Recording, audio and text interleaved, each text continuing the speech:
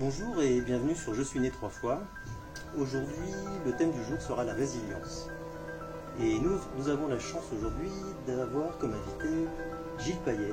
Gilles Payet est coach emploi. Il est sophrologue et sophrologue notamment dans les écoles avec son concept de Sophro School. Il est formateur, il est auteur d'un certain nombre d'ouvrages et il est aussi conférencier. J'ai eu la chance d'assister à une de ses conférences sur la résilience et je voulais que tu nous parles un petit peu de sa vision de la résilience. Alors merci Philippe de m'accueillir dans votre chaîne YouTube. La résilience a plein de définitions possibles, mais Boris Cyrulnik, qui est le médecin psychiatre qui a introduit le concept de résilience en France, définissait la résilience comme l'art de naviguer dans les torrents.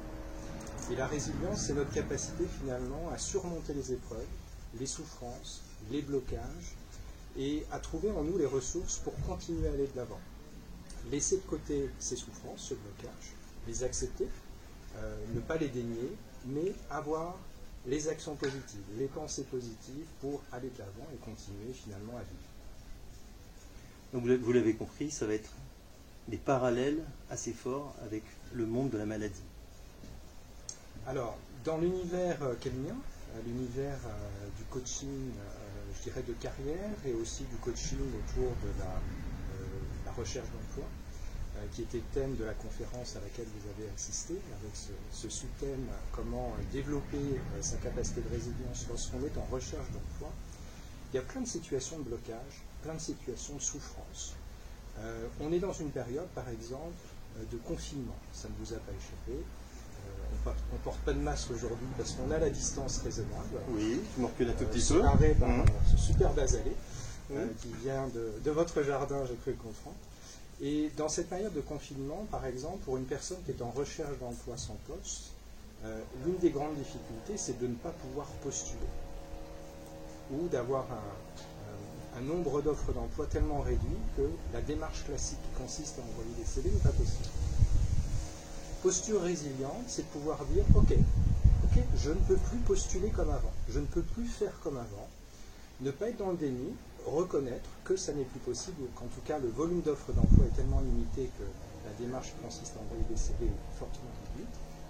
Et la démarche résiliente consiste à dire ok, mais qu'est-ce que je peux faire concrètement? Qu'est-ce que m'offre finalement cette période de confinement? Je ne peux plus rencontrer physiquement les recruteurs, mais par contre j'ai du temps long. De ce temps long, je peux en profiter pour me former. Je peux en profiter, par exemple, pour rendre plus attractifs mes outils de prospection, comme le CV, les lettres, mon profil LinkedIn. Je peux en profiter pour développer mon réseau. Je peux en profiter pour me référencer mon CV auprès de tous les cabinets de recrutement en France. Et j'ai tout ce temps long que je n'ai pas d'habitude. Certes, je perds le temps pour candidater, par contre, j'ai plein de temps pour faire autre chose. Donc ça, c'est le fondement de la démarche résiliente. Quelqu'un qui, dans cette période de recrutement, de confinement, serait bloqué parce qu'il ne pourrait plus exercer son métier d'entrepreneur. C'est mon cas, par exemple. Vous l'avez cité, dans les métiers que j'exerce, je suis formateur. Je suis, depuis la mi-mars, dans l'impossibilité de faire mes formations présentielles comme d'habitude. Ça m'a posé question. Je ne facture plus depuis la mi-mars mes clients, puisque je n'interviens plus, je ne peux plus intervenir en entreprise. Ok, posture résiliente, je reconnais que ça n'est plus possible. Qu'est-ce que je peux faire de différent? Depuis un certain nombre de semaines, je mets en place, avec mes partenaires, des formations digitalisées. Je mets en place des entretiens de groupe et des entretiens personnels en visioconférence ou par téléphone. On fait différemment. On ne reste pas bloqué, on ne reste pas scotché sur la souffrance ou le blocage. On dit OK. Et on met en place des actions et des pensées positives. Alors, ça me rappelle, ça me fait penser au slide dans la présentation et dans la conférence. Donc, je ne sais pas si vous voyez bien à l'écran. Alors, c'est un écran important, ça. Ouais. Parce qu'il porte vraiment la logique d'opportunité qui suit la crise et donc la résilience. Je ne sais pas si vous voulez le commenter. Ce que vous montrez, c'est la définition finalement pour les Chinois de ce que signifie le mot crise. Le mot crise en chinois, ça se dit weiji. Et le mot crise en chinois est composé de deux idéogrammes. Celui de gauche que vous avez, qui est le wei, qui signifie qui je dirais est la signification occidentale du mot crise, c'est le danger. Pour les Chinois, le mot crise profondément veut d'abord dire le danger, mais porte en elle-même une deuxième notion, un deuxième idéogramme, qui est le ji, du wei ji, et qui signifie opportunité. Et j'aime cette idée que dans toute crise, dans toute situation de blocage ou de souffrance, il y ait une opportunité. Parce que finalement, Philippe, une crise, qu'est-ce que c'est? C'est l'impossibilité de faire comme avant. Pour toutes les raisons du monde, que ce soit pour des raisons de maladie qui vous stoppent dans votre élan, dans votre vie, ou bien une situation de blocage économique, mais c'est l'opportunité de faire différemment et de faire autre chose. Différemment de ce qu'on faisait et autre chose. Ça offre deux pistes incroyablement créatives, prolifiques pour faire des choses intéressantes.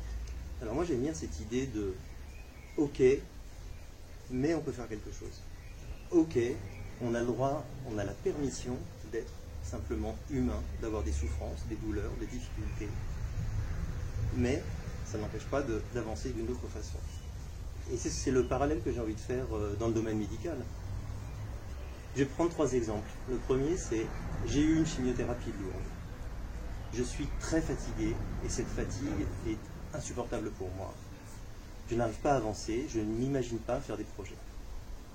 Ok, mais est-ce que votre nuit de sommeil est de qualité?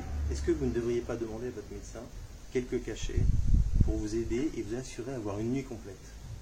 Vous êtes fatigué? Ok.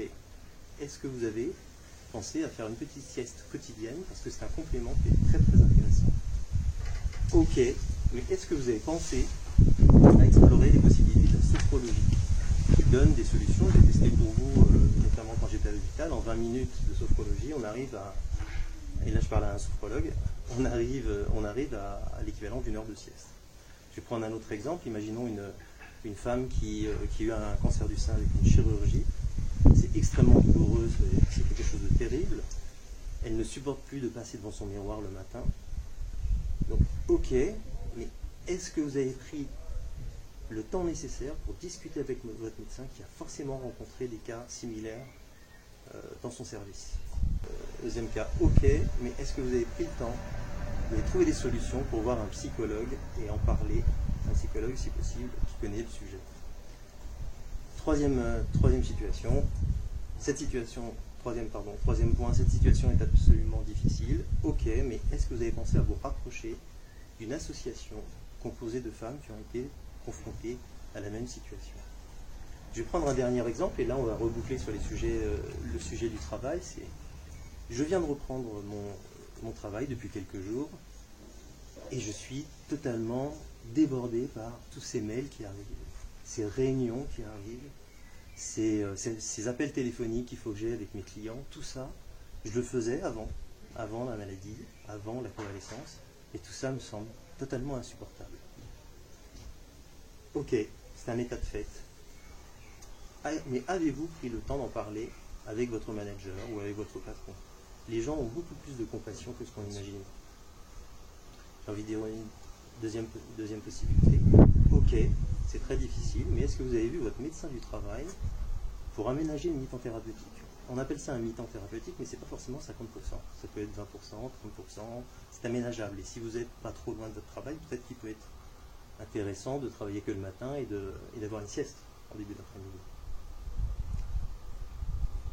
Et troisième situation, troisième point que je vais dire, ok, la fatigue est insupportable, la fatigue est très difficile à surmonter plutôt, ok, mais est-ce que le métier que vous voulez faire maintenant est bien celui que vous exerciez avant? Parce qu'après un cancer, une maladie, notre système de valeurs a forcément changé, et peut-être que c'est le bon moment pour envisager soit un poste un peu moins ambitieux, soit une réorientation professionnelle. Et ce que je voudrais, pour conclure, ce que je voudrais retenir surtout, c'est que la résilience, c'est faire face à un traumatisme pendant une période donnée, mais c'est aussi et surtout apprendre et rebondir de cette situation. Le Weiji chinois. Le Weiji chinois, exactement. Ah, voilà. On y revient. Le voilà. Hop. Il est à l'envers. Il est à l'envers. Je l'ai mis à l'envers. Voilà. Il faudrait tourner la caméra. Bien, merci Gilles.